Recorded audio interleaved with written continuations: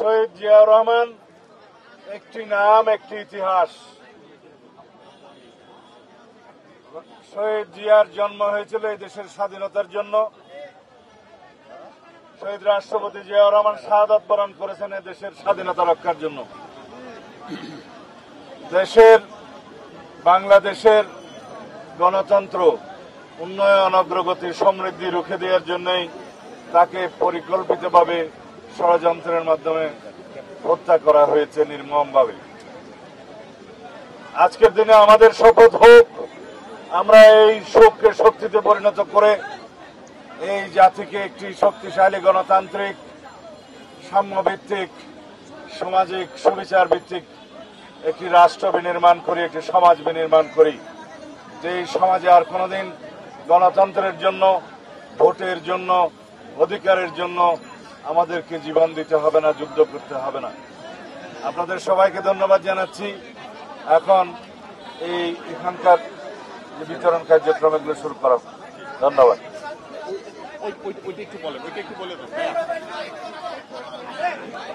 পত্রিকায় অনেকগুলো সংবাদ দেখলাম যে মাননীয় প্রধান উপদেষ্টা নিক্কেই সম্মেলনে না নিক্কেই সমিতির আমন্ত্রণে জাপান গিয়েছেন এবং ওখানে বক্তব্য বলেছেন। তিনি বলেছেন শুধুমাত্র একটি দল নির্বাচন চায়। তো আমরা এই বিষয়ে মনে করি ওনার যথেষ্ট তথ্য নেই। ওনার কাছে যে লিখিতভাবে যে সমস্ত গণতান্ত্রিক দলগুলো কাগজ জমা দিয়েছে, আলাপ করেছে, যে সমস্ত সময় উনি আহ্বান করেছিলেন আলাপ আলোচনার জন্য সমস্ত দলকে, তাতে আমরা জানি বিএনপি এবং বিএনপির সাথে যুগপৎ আন্দোলনে শরিক ছিল সেরকম দল এবং জাতীয়তাবাদী সমমনা দল 12 দল পক্ষ থেকে সবাই ডিসেম্বরের মধ্যে নির্বাচন অনুষ্ঠানের জন্য দাবি জানিয়েছিলেন, সেটা আমরা জানি। তবে তথ্যগত ভুলের কারণে যদি তিনি সেটা বলে থাকেন, সেটা আমি এই বিষয়ে কোনো সমালোচনা করব না।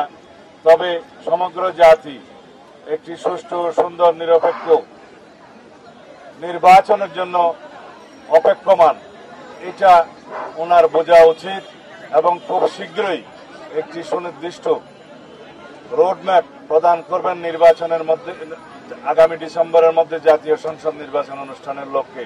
কথা একটাই পরিষ্কার, যে সমস্ত সংস্কার এবং বিচারের কথা বলা হচ্ছে এগুলো চলমান প্রক্রিয়া। সংস্কার কোনোদিনই শেষ হয় না, সংস্কার অবিরাম চলতেই থাকে। সমাজের চাহিদা এবং সমাজের মানুষের, দেশের প্রয়োজনে আমাদেরকে সংস্কার করে যেতেই হবে। আর বিচার প্রক্রিয়া একটি স্বাধীন বিচার ব্যবস্থার মধ্য দিয়ে বিচার কার্যক্রমে এগিয়ে নেওয়া হচ্ছে, সেই বিচার কার্যক্রমে এগিয়ে নেওয়া হবে, এটা আমাদের প্রতিশ্রুতি।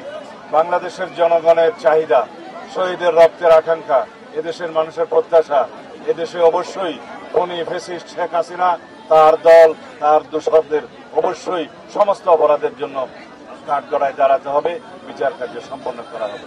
ধন্যবাদ।